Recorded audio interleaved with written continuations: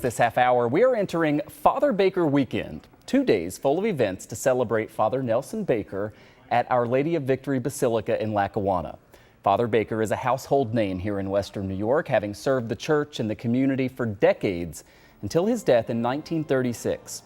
Over the past few decades, OLV Parish and the Diocese of Buffalo have been working to secure sainthood for Father Baker. It's a long process, and when better to get an update on that than now as we talk about Father Baker Weekend. Joining us live right now is Reverend Monsignor David LaPuma, pastor and rector at Our Lady of Victory National Shrine and Basilica.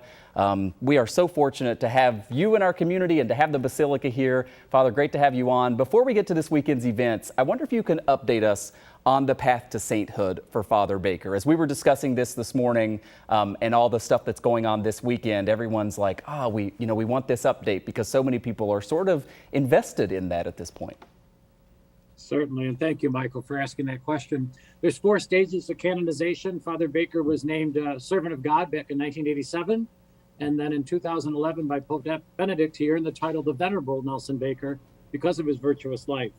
We need the next 2 stages, which is 2 miracles, intercessory miracles, one to be beatified and one to be canonized. And we're praying that those miracles come forward and that we can get those over to Rome and they can go through the process.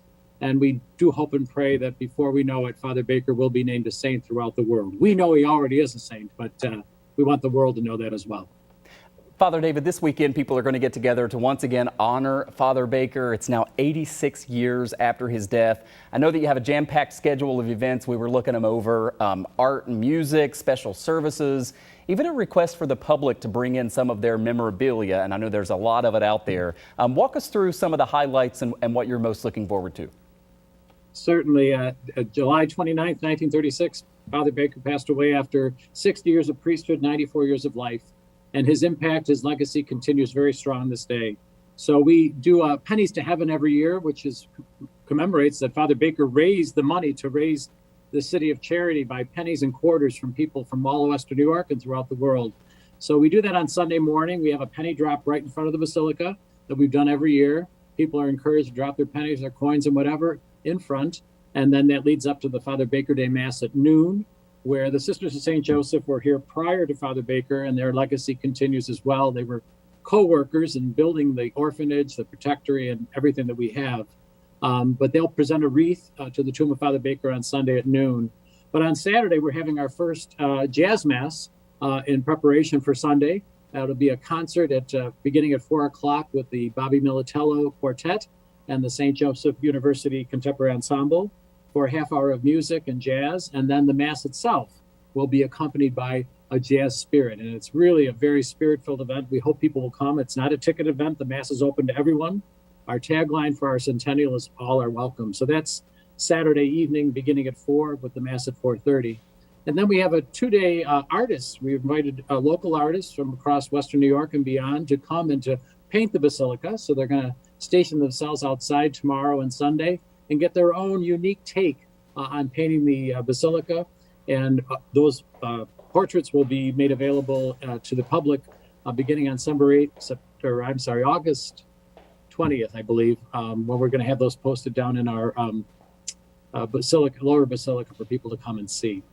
Yeah, so much going on. I've got about 30 seconds left, Father David. I wonder if you can touch on the fact, OLV approaching 100 years since its consecration. We talked about how long since the passing of Father Baker.